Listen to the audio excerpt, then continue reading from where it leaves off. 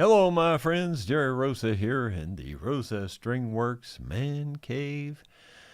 And it is Tuesday and it is raining. And the temperature stayed in the 50s overnight, which is awesome. Just loving that. Don't have to feel like I have to get out and cut firewood or anything right now. Got plenty of wood piled up there for a while. Plus, I got some more on the hill I can split if I really need it. I added yet another thing to my to-do list. In fact, I think I added 2 or 3. I just forgot what they are. I remembered one of them because I took a picture of it here. So here's one of the new things I've added to my to-do list. And if you're trying to figure out what that is, well, that's the pillar when you enter in down the road coming into my farm. It says the Rosas on it. And you can see a big chunk of concrete knocked out of the corner there, courtesy of my son, JR. He was hauling in using my trailer and probably using my truck too, now that I think about it. I'm not sure about that. Actually, I call that Sue's truck, the great big truck that she pulls her horse trailer with. But anyway, regardless, he was hauling some heavy equipment and it was sticking off the side of the trailer and it smashed a big chunk out of my concrete pillar there. It's wonders it didn't knock it over. And since a couple years have gone by now and he hasn't repaired it, I guess it's up to me. So I'm going to try to patch that in too eventually. I mean, it's not like a major rush or anything, but that's added to my to-do list now. And there's plenty more. I know I've added 2 or 3 other things too. I just can't think of what they are. Let's see. The bleeder valve that I was working on yesterday, and I had to make it totally from scratch. I had to make all new threads and everything to make it work because the old one just leaked. It wouldn't seal. So I made a whole new valve and put it in there and tested it with the Bobcat running and everything, and it works perfectly. It does not leak at all. It is airtight. However, after I let the Bobcat set for a couple hours while I was working on other things last evening, when I went back out to start it, it more or less did the same thing. It acted like there was no fuel. So I don't know if that was just coincidental. Maybe there was still some air in it. I don't know. But I got it started last night and then drove it all the way down to the big metal building and parked it. I did not try to start it this morning. If it starts today, which I will try starting it this afternoon, I just didn't have time yet because I've got another project to show you that, anyway, I haven't had time to try to start it today, but if it starts today, okay, well, then it's probably fixed. If it doesn't, then I don't know what's causing the problem where it keeps losing its prime. And I know this thing's airtight now. I mean, at least the part that was leaking is not leaking now. And if you don't know, diesels put in their fuel pressure is very high, and it's that fuel pump, it pumps a lot of pressure, and if there's any leaks, you generally see them because it's going to push it out somewhere. Well, there's no fuel coming out anywhere now. It was coming out, but it's not now. So at least not that I can see. So now that's a head scratcher. I'm just hoping it's fixed. I may be worrying for nothing. I go down there and if it starts right up, we're good. So I'll tell you that tomorrow then. You'll find that out. Let's see. I have another sad video here. Or should I say another or just a sad video here? It's sad to me. Take a look. If you remember, I had a lot of trees taken out of the front yard and that big one up there that I just recently cut up. They were all big walnut trees. They're gone because they were going to fall on the house eventually. I left this one for another year or two. It seemed to be healthy enough, not real healthy, but healthy enough. And now I'm not so sure. Look at the hole underneath here. Yeah, it's rotting away, I think. The bark doesn't look good on it anymore. I think this has got to go too. So that's yet another thing on my to-do list. I don't know if I want to try to take that down by myself or not. That is a huge tree. That's maybe not 4 feet in diameter, but it's over 3 feet. And the limbs on it are huge. Each limb, like that limb right there, that's a big tree. Just that limb. I mean, it's huge. That limb, I bet you, is 16 inches in diameter. Yeah, it's huge. Big tree. There's no telling how much that tree weighs. One of the main reasons I left it was because all the limbs are that way. So if it falls, it should fall that way or that way. I don't want it to break my concrete bridge, and it would just smash it. It would just crush that concrete bridge if it fell on it.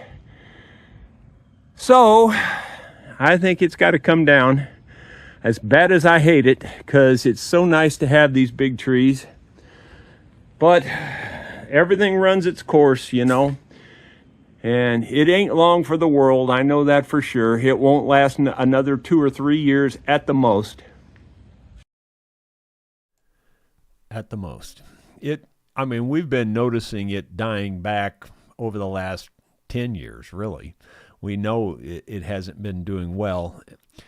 So, yeah, I hate to take that down. That thing's huge. Now, that hole or it appears to be a hole, it stops right there. It doesn't go way back under the tree or anything. If it did that, I would definitely be taking it down right away. But, I mean, it looks like it goes way back in there, but it doesn't. It's just the way the picture looked. But anyway, it's not long for the world regardless either way. And now here's why I say that it's never the easy thing. It is never the easy thing. Here you go. Well, my friends, my starting problem with my Polaris, I was hoping it would be the starter, because the starter's right there and it's easy to change, and I changed it. Then I thought, well, that didn't fix it, so, you know, it's not too hard to change the solenoid, which is right there. You can't really see it, but that's where it is, right there. And it's not terrible, it's just not easy, but I changed that. That didn't fix it. So I take this all apart down in here and get into the Bendix. And there you go. There's the Bendix there. This piece right here is the Bendix. And yes, that's bad. I bought all 3 pieces because it came in a kit and it was cheap. So anyway, the Bendix was bad for sure. The parts were falling off of it, literally. So I had to make a special puller here to get this flywheel off. I can't really show this very easily, but I had to make these special bolts that would lock into my puller. And anyway, once I made those bolts, screwed them in there, and then screwed this on, I got her loose, and it took me a while. It was tight. But when you put that kind of pressure on there, you'll eventually get it, I guess. Now I got to get it out of here. May have to go down through the bottom. Probably will. Maybe come around this side here and get it. Yeah. So anyway, there's your, I don't know if you call that your flywheel or what, but it's your cog. It would be a flywheel on a tractor or a car or a truck. But in this thing, I don't know if you'd call that a flywheel. I guess you do. So anyway, got her off. Now I should be able to get the Bendix off. Let's see if that pops out of there or if there's some other thing you got to do. Oh, came right out. See, it's literally falling apart. It's just literally falling apart. But fortunately, I bought a new one, and here it is. Believe it or not, I think this is the 3rd one of these Bendix I put on this thing. I'll save the starter and the solenoid for future in case I need it again, because I doubt they were bad, since that didn't fix the problem. I was trying to do it in order of easy. Starter was easy. Solenoid was not so bad. But of course, it's always the hard thing. It's never the easy thing. I should have known better. But I'll put this back on after lunch.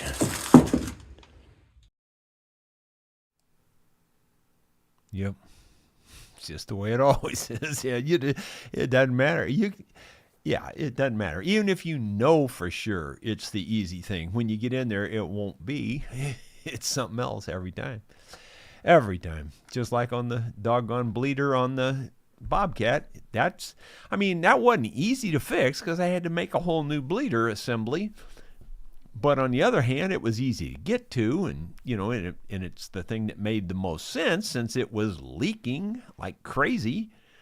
And yeah, but we'll see where I end up having to go to fix this problem. It's just not easy being me. Did you ever hear that before? David Tharp was the first one in today. He says, "Howdy, folks. I have a pen that can write underwater. It can write other words too." Let's see. Rod Wintler says, "Good day." Let's see. I'm looking for question marks. David says, "For sale, a homemade brush cutter, $100, or will trade for a prosthetic leg." Oh boy. Yeah. Let's see. David Tharp, "The atmosphere around here is like a Lena Horne song, stormy weather." Okay. Yeah, well, we've got some stormy weather today. It's raining here today, and that's good. I'm glad to see the rain. It should be a wet spring. It's supposed to be a wet spring. At least in Missouri here, it's supposed to be. And so I'm glad to see that, because oftentimes it's not. It's not that wet. Boy, I have a lot piled up to do. Oh my gosh. It's on my brain. It's driving me crazy. By the way, I have switched my eating habits around because of somebody on the vlog here that said I should be eating breakfast and skipping supper instead of the other way around. I was skipping breakfast and eating supper. So I'm trying it the other way around. I'm eating a breakfast every morning. These are not super large eggs. They're just kind of average size eggs, if not even that, maybe a little on the small side. So I'm eating 3 eggs scrambled and like 2 little pieces of bacon or something. And that's all I'm eating pretty much for the whole day. At lunch, I eat my little cup, just a small cup of nuts. And then at night, I do always eat my popcorn at night, but I am actually cutting that in half. I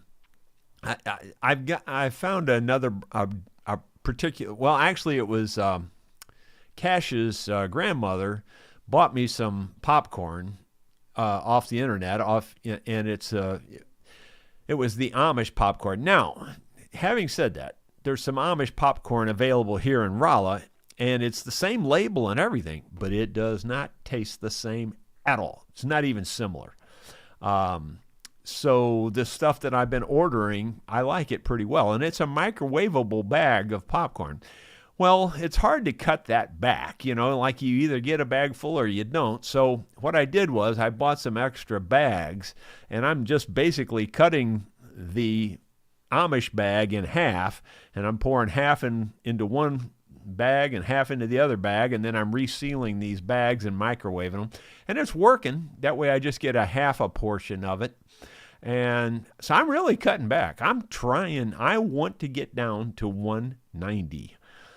And I really, realistically, I should go lower than that, because I think 185 or something is the cutoff for my height at 6 foot or something around there. I don't know, but 190 slightly overweight.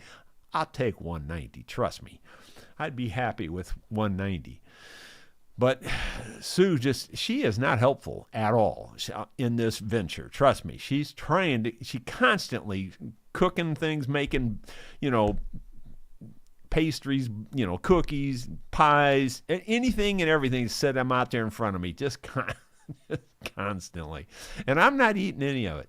I'm just not having it. I'm going to get down to 190 come heck or high water, one way or the other. It's going to take a while. I'm at about 208 or 209 right now, which is a little bit less than I was a week ago. So I don't know. We'll see. Bill Rhodes, good afternoon, everyone. Good to be back. Well, I'm glad you're here. David Tharp, there's one thing that always makes me throw up when they put the dartboard on the ceiling. Yeah, I guess that would make you throw up, wouldn't it? Let's see. Well, or let me just say it this way. It'd be an option to throw up if you wanted to throw up. I don't think they could make you. Let's see. Okay. Moving on down. David Thorpe again. I am not content with this content. I object to that object. I need to read what I read. Again, excuse me, but there is no excuse for this. I should wind this up and throw it to the wind. You know what? It's amazing that people can even speak English. The words are so screwed up. It really is. It's really amazing to me that people can understand it. Especially some other language coming in to learn it, like my Italian friend Matteo. And he speaks pretty good English, but in fact, he got really good grades in grammar and things like that in high school because he was our exchange student. Yeah, I don't know. It's just it's a weird language when you get right down to the bottom of it. David Tharp, English is hard. There you go. You just took the wind right out of my sail there. Let's see. David Tharp, and minute and minute should be spelled the same either. Shouldn't be spelled the same either. Yeah, it is funny how you can just know by reading it which word it is, I don't know. It's weird. Just a weird thing. James Copy, do you listen to Shenandoah, Tony Rice? Well, I listened to Tony Rice, or I always did listen to Tony Rice. Shenandoah, that doesn't ring a bell exactly. I've heard of it. I probably have heard it. I just can't recall that one. I'm mostly into his bluegrass side of Tony Rice. I don't listen to too much of his, I don't know, other, he's got several genres going on, but I mostly listen to his bluegrass side. Bill Webb, good afternoon, Jerry and friends. Howdy. And let's see, after we went live, David Tharp again says, just a warning, if in case you buy a watch online, I learned the hard way that it says you can swim with it. This only applies if you can already swim without it. David, you are messed up, man. I'm seriously telling you. But you do have a good point there on that one, especially. Sidecar Bob, afternoon all. It's raining here in Ontario too. Maybe it will wash away some of the piles of white stuff all over the place. Yeah, well, I hope so. GNP Old Marine Shop. Hello, Jerry. I heard you can add regular wood glue to concrete for patching for a bond better. Yeah, you know what? A long time ago, and this has got to be 40 years ago, right after we got married, I had something I had to patch with concrete, and I can't remember what it was now, but at that time, they sold this bonding agent for old concrete to new concrete, So I bought some of it, and it was just in a regular bottle. It looked exactly, and it smelled exactly like wood glue. So I think that's what it was. But they didn't call it that. It was concrete bonding agent or something stupid like that, just marketing hype. But now that you say that, I think I might just try that, because it was exactly like that. It really was. It looked just like white PVA glue. Let's see. Eric, if your house is cold, just stand in the corner. It's always 90 degrees there. I never thought of that. That's a good idea. Let's see. Gino Hitch. Hello, Jerry and friends from warm Monroe, Ohio. Hope you get your cedar shingles and lumber for your water wheel house. Maybe your Kawasaki fix will be cheap. Not likely with the Rosa luck. Yeah, I don't know. I haven't heard any more out of the Kawasaki. And, I think I need to get 4 or 5 more ducks in a row here before I get back on the water wheel house. But hopefully not too long down the road. I definitely got to get on the Martin houses. I got to get that going. I dropped all of them way down low because the sparrows were just going crazy on those houses. I mean, like, literally there were dozens and dozens of sparrows on those houses. So I just dropped them all the way down to the ground, and the sparrows seem to leave them alone now. And we'll see how long that lasts. Hugh O'Connor, it occurs to me that if you didn't have so much to do, you'd fade away in your chair watching YouTube videos. Keep strong. Oh, yeah, I'm not really complaining. I'm just complaining. That's what people do. You know what I'm saying? I actually enjoy doing most of the stuff I do. I don't mind it until it's just stupid. I mean, like, sometimes it just is stupid. I mean, like, something goes wrong just to go wrong. This is the way it seems anyway. I don't know. It's just nuts. Simon Jardine, my new electroacoustic guitar has a high gloss poly coat on the soundboard, which I'd love to change to an oiled finish. Is the poly easy to remove, or do you think I should just leave it? Well, Simon, that's one of them, I don't know, questions, really, because if you know for sure what kind it is, and if it's poly, that's probably not too hard to take off. But a lot of the modern finishes are not really poly. They're more like an epoxy. In fact, when you start taking them off, you can smell it smells just like fiberglass. I mean, it's got that smell compared to, if you've ever sanded fiberglass, you know what it smells like. It's got a distinct smell. Well, that's the way a lot of those finishes are. And trust me, they're harder than woodpecker lips. That kind of finish is. So good luck with that one. I can't tell you for sure. If you know for sure it's poly, that scrapes off pretty good, pretty easy. But if it's not, you may be way up against it. And once you start, it's one of those deals where you can't just stop, you got to keep going. So good luck with it. Yeah, he says, I'm terrified on ruining it. Well, I would for sure try to find out 100% for sure what kind of finish it is. Because if it's that epoxy type finish, that stuff's really hard.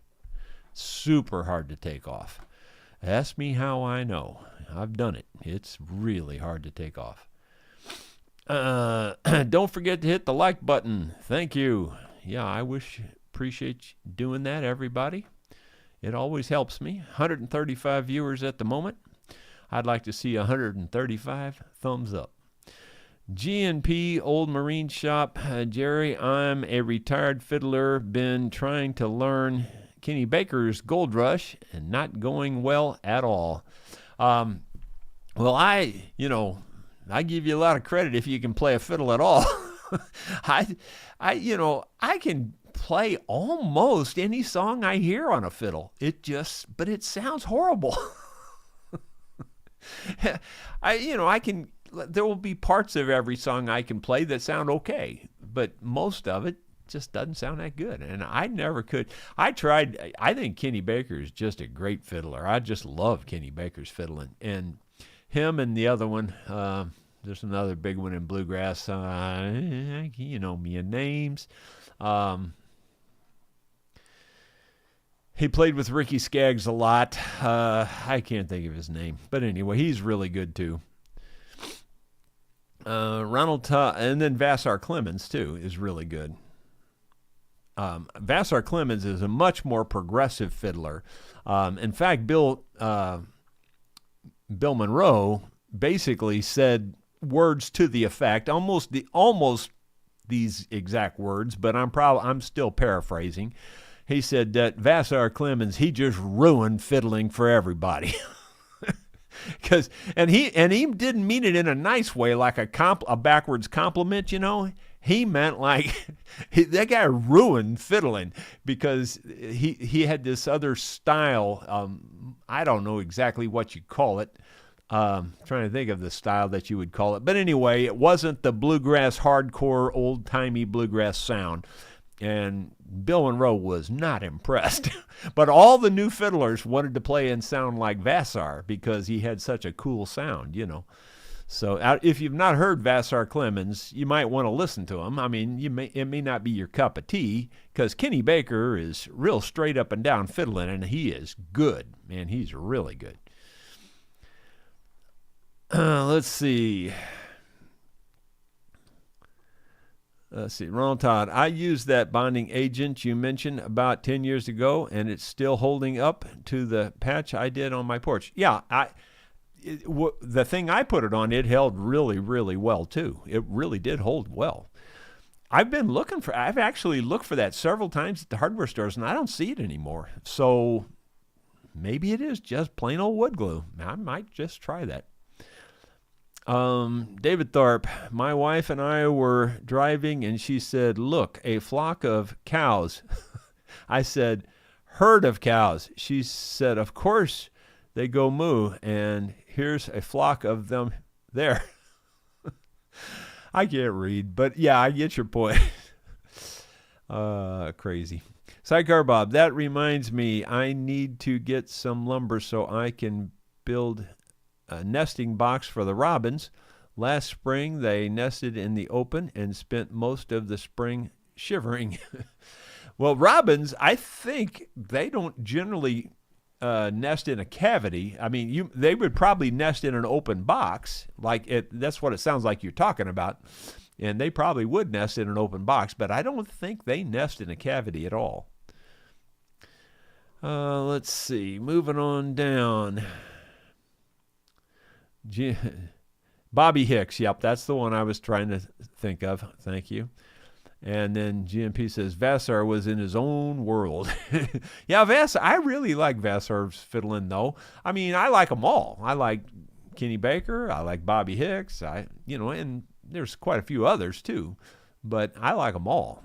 Basically, if you can play a fiddle, I like it. I just can't play one. I wish I could play it. Glenn Duncan. Oh, man, he's really a fiddler, too. And there's another couple ones. Allison, too. Yeah, and that's the thing you've heard me say before about Allison Krauss. Allison Krauss seriously is one of the best fiddle players on the planet. She's that good. She's really that good. But nobody gives a rip because of her voice. She sings so well that nobody cares how good her fiddling is. I mean, it's just overlooked. But she seriously is really a good fiddle player. She used to win fiddle contests all the time. Went back when I used to jam with her all the time. She's killer on the fiddle. She really is. Rod Wentler, don't forget Chubby Weiss. Yeah, Chubby Weiss. I never did follow him very much. He was a little more before my time, before I got into it a lot. But yeah. Let's see. GMP says, takes years and you just have to have it in you. Yeah, I agree with that. Yep, the robins need an open box, but I want to give them a bit of shelter from the wind. Yeah, if you put a roof high enough above it, they'd probably be okay with it, but I don't know. You give it a shot. That's all I can tell you. But I don't think robins typically like enclosed spaces. At least not from my experience with them. But we do have a lot of bluebirds here. Now, bluebirds love their little boxes, and we've already got some meandering around some of the boxes. I probably need to go clean them out. I saw Allison win the fiddle contest at Winfield many years ago when she was just starting out. Yeah, she's a killer fiddle player. I mean, I'm seriously telling you, she's as good as anybody on the fiddle. But nobody cares because of her super crazy good voice. Her voice is so killer that literally nobody cares whether she can play a fiddle or not. That's sad because it's that good. Her fiddle playing is killer. It's really good. There's another fiddle player or two that I'm trying to think of. Glenn Duncan. He's on the line of Glenn Duncan, but that's not. It's another Duncan. I think his name's Duncan also, because I thought he might be related to me because I think he was from Missouri. Well, I'm not sure if that's right or not. I don't know. I'm probably getting but there is another Duncan that I think that played fiddle really well. I think. I don't know. Maybe it was Glenn Duncan that I'm thinking of, but it seems like there's another. Yeah, Charlie Daniels is really nice. He's good. Mark O'Connor. Yeah, now there you go. Mark O'Connor probably is the cream of the crop. I mean, seriously. What was it back in, I don't know, 20 years ago, 30 years ago, several years in a row, they named him, I don't know, Musician of the Year or Musician of the Century or something like that. Mark O'Connor is killer on the fiddle. He's probably the very best. He really is. Kenny Duncan? That sounds vaguely familiar. I don't know. That might be it. I don't know. Duncan is my my dad's mother's maiden name. So my grandmother, Oma Duncan, was her name from down in around Ellington and Eminence, Missouri, down that way. There's a lot of Duncans. Rob Wentler, with Allison's wonderful voice, I was surprised to see her smoking at a festival. I've never seen her smoke. I don't know. The only Duncan I know of is Dunkin' Donuts. Bill Mumbo, Jerry, my uncle got 6 months for fiddling his taxes. Let's see. Stuart Duncan. That's the name I was trying to think of. Stuart Duncan. Yeah. That's the name I was trying to think of. Yep. That's it. He's a really good fiddler, too. I thought he might be related, but I don't know that's probably not true. Dottie Hildebrand, Rhonda Vincent plays the fiddle too. Yeah, and she's probably okay with it. I've jammed with Rhonda a couple times. In fact, I was jamming with her one time up in Hannibal, Missouri at an indoor festival. It was her and I, and there were several other people in the jam, and she would not ever, not one single time, take a break on her mandolin. I would, nod to her to take the break, and she'd say no, and she wouldn't do it. She never did take a break on the dadgum mandolin. She was playing mandolin. I was playing mandolin too, of course, but she wouldn't take a break. Let's see. Yeah, Stuart Duncan, let's see. David Thorpe says, there's Duncan Hines. Don't know about his fiddle playing. He makes good cake. Yep. Let's see. Simon Jardine. I remember the lady from the Carpenters always resented the fact she never got any recognition of her drumming skills. She was a brilliant drummer. Well, I don't know about that too much. But anyway, guys, that's going to be it for today. I'm going to get back down there and finish up that Bendix problem on that Ranger so I can get that Ranger back on the road here. And then I'm going to go take the Ranger and drive down further to that other building and see if the Bobcat starts today or if it's still got that problem. The only way you can get the Bobcat to start if it still has the problem is you have to squeeze that fuel bulb, and that pumps the fuel back up into it. And once you get the fuel back up there, it runs just fine. It'll start just fine. It's got to get the fuel. So I don't know. I would have thought for sure that this little bleeder thing was the problem, because that's right. That is right above the bulb you squeeze. That's where you open up the air to let you squeeze it, and that lets air out, and you keep squeezing it until fuel comes out, and then you tighten it back down. Well, it's just logical as heck that if that's leaking, the fuel's going to go back down. It's just going to let the fuel fall down. Well, it's not leaking now. It's not leaking at all. So I don't know. If it doesn't start now, I'm totally lost if it doesn't start now. So pray, everybody, pray that it starts, because I just won't know what to try next, because there's nothing else to think. I can't even think of a thing. Rod Wintler, and she had perfect pitch. Oh yeah, she's killer. Not to belabor this one more time here, but one more quick story about Allison. I was and Rhonda Vincent and Mike, the banjo player that started out in Union Station. Mike Harmon was his last name. These three people were in. This was another indoor festival over in Illinois, and I was in the hall. It was just myself and those three people. It was Allison and Rhonda and Mike Harmon, and they were harmonizing in the hall, practicing for something they were going to do on stage. And I was just sitting there, just leaning against the wall, listening to them. And I mean, I was right next to them, And I was really impressed with actually Rhonda, because Rhonda would stop them. She was kind of directing it.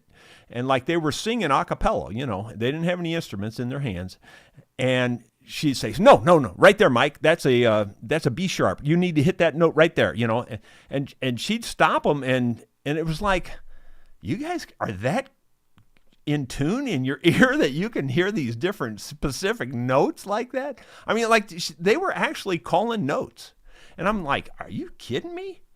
I couldn't do that. There's no way I could do that.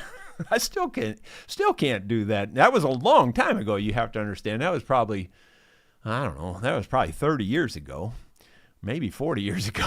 It was a long time ago.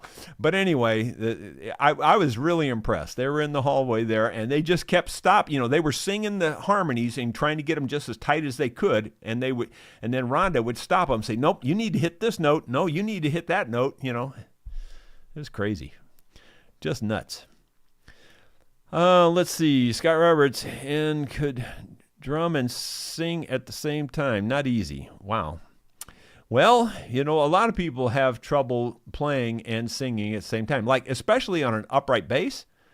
And I'm not, don't get me wrong, I'm not very good at an upright bass. I can play a little bit on one, but I don't have any problem singing while I'm playing it. Lots of people just say, I can't sing when I'm playing bass. Doesn't make sense to me. I don't get it. Sidecar Bob, Karen Carpenter was in the same category as Buddy Rich when it comes to drums. I'll be darned. I didn't know that. Had no idea. We'll see you tomorrow, guys. Thanks for being here.